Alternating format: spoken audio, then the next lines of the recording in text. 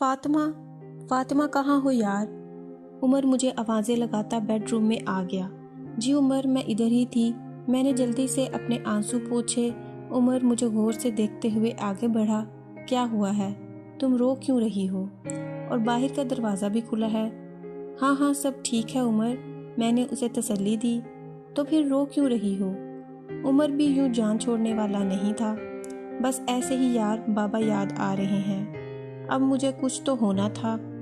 اس میں رونے کی کیا بات ہے؟ چلو ویکینڈ پر چلتے ہیں۔ عمر نے بڑے پیار سے مجھے تسلی دیتے ہوئے کہا۔ میری اور عمر کی لو میرج ہے۔ ہم دونوں کی زندگی کا نیا سفر شروع کیے ہوئے 3 سال ہونے کو ہیں۔ عمر ایک ملٹی نیشنل کمپنی میں جاب کرتے ہیں۔ اس بندھن میں بندھے ان 3 سالوں میں عمر نے مجھے ہر لمحہ اپنی محبت، اعتماد اور تحفظ کی چھاؤں میں رکھا۔ ہم دونوں کے والدین کراچی میں مقیم ہیں، جبکہ ہم دونوں پشاور میں آ بسے۔ کراچی کی رونق، اپنوں کی دوری نے کچھ دن تو مجھے اداس رکھا، مگر پھر آہستہ آہستہ میں پشاور کی خاموشی میں ایڈجسٹ ہو گئی۔ یہاں عمر کے دوست کی فیملی ویکینڈ پر آ جاتے یا ہم چلے جاتے، مگر وہ کراچی والا ہمسایہ سسٹم یہاں پر نہ تھا۔ بڑے بڑے گھروں میں چھوٹے دلوں والے لوگوں کا بسیرا تھا۔ خوبصورت سنگ مرمر کے مجسموں کی طرح ہر جذبات اور احساسات سے عاری۔ بس میں بھی گھر تک ہی محدود ہو گئی تھی۔ عمر صبح جاتے تو شام کو لوٹتے۔ گھر کا کام کاج ماسی گلابوں کر جاتی تھی، مگر بہار شروع ہوتے ہی درختوں پر کونپلیں پھوٹیں، پوری فضا میں خوشبوئیں بکھریں تو پولن الرجی پھیل گئی۔ ہماری ملازمہ ماسی سکینہ شدید دم نے آ لیا اور وہ کام چھوڑ کر چلی گئی۔ اور پھر چند دن تو بہت مشکل سے گزرے۔ پھر آخر کار مجھے پلوشہ مل گئی۔ پلوشہ بمشکل 18 برس کی ہوگی۔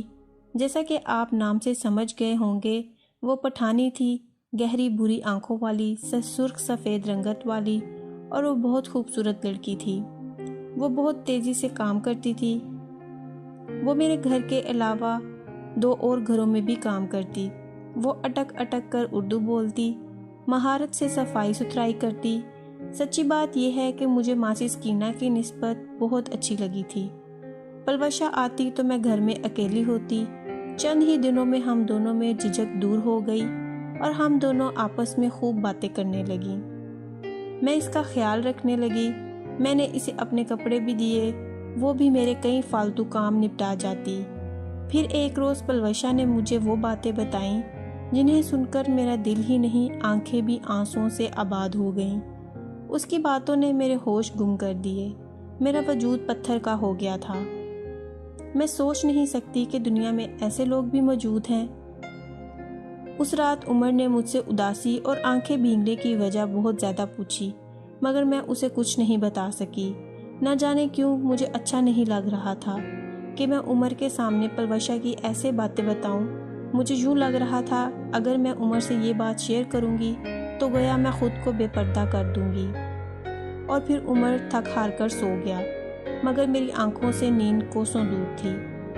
ایک عجیب سی اذیت میرے دل کی رگوں کو کاٹ رہی تھی۔ میری آنکھوں کے سامنے پلوشہ کا سراپا موجود تھا۔ میلی چادر میں چھپا اس کا چور چور کرتا وجود، گورے ہاتھوں پر ابھری سبز نیلی نسیں، زرد چہرے پر پھیلی محرومیاں، اور آنکھوں کے پودوں پر ٹنگے ضبط اور جبر کے امتحان، ان ہونٹوں پر لگے سمجھوتوں کے ایسے قفل جن کی چابی ہی نہ بنی ہو۔ پلوشہ کی کہانی سن کر میں نے اس سے پوچھا تھا، دیکھو پلوشہ، تم چاہو تو میں کچھ کروں۔ عورتوں کی مدد کے لیے انسانی حقوق کی تنظیمیں ہیں، NGOs ہیں، پھر ہمارا میڈیا بھی بہت پاورفل ہے۔ مگر اس نے میری بات نہیں مانی۔ اس نے کہا، نہیں باجی، ایسا مت کرنا۔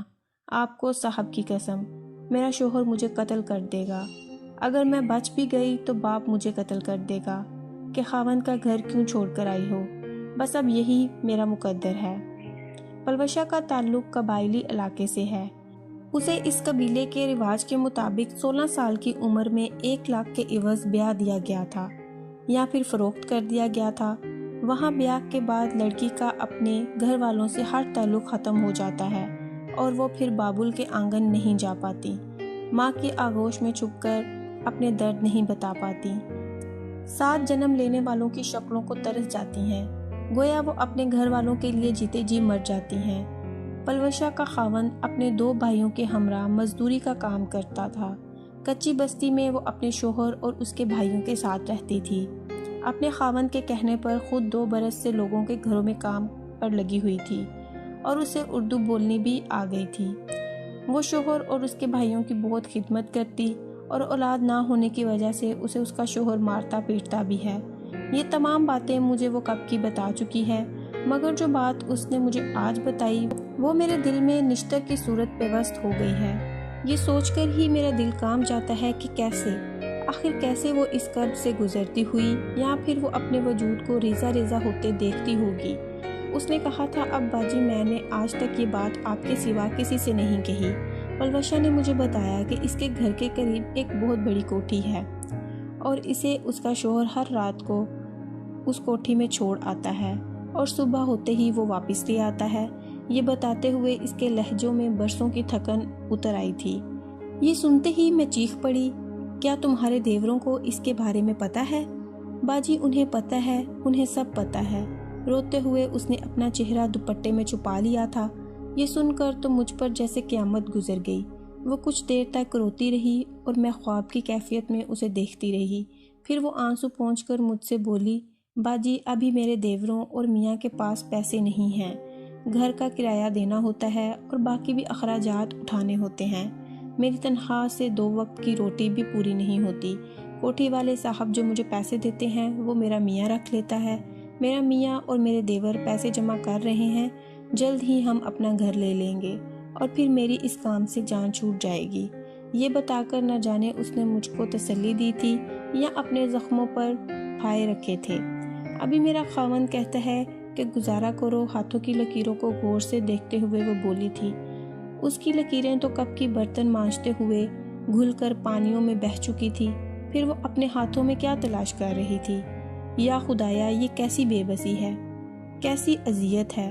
مجبوری اور سمجھوتے کے بیچ میں لٹکتی پلوشا، جس نے تمام زندگی، عزت، وجود، خوشیاں محض 1 لاکھ روپے کے عوض تا عمر گروی کر کے رکھ دی ہیں۔ فاطمہ کی وہ رات سوچوں اور بھیگی آنکھوں کے ساتھ ہی گزری تھی۔ دوسرے دن وہ روز کی طرح کچن میں تیزی سے ہاتھ چلا رہی تھی۔ برتنوں کی کھنک میرے وجود اور ذہن کی خاموشی کو توڑ رہی تھی، مگر میں حسب عادت اس کے پاس نہیں گئی تھی۔ شاید مجھے اس سے آنکھ ملانے کی ہمت ہی نہیں تھی، یا پھر میرے پاس اس کے لیے کوئی حرف تسلی نہیں تھا۔ میں اسے کیسے کہتی کہ اے معصوم لڑکی، تو یہ کس گھورک دندے میں پھنس گئی ہے جہاں ثواب اور گناہ کے معنی ہی گم ہو گئے ہیں؟ تجھے میں نیکی اور بدی کے حساب میں الجھاؤں بھی تو کیا کر پائے گی؟ کہاں بھاگے گی؟ کدھر جائے گی؟ ان 3 درندوں کے چنگل سے کیسے نکلے گی؟ اور اگر نکلے گی بھی تو تجھے کوئی اور درندے دبوچ لیں گے۔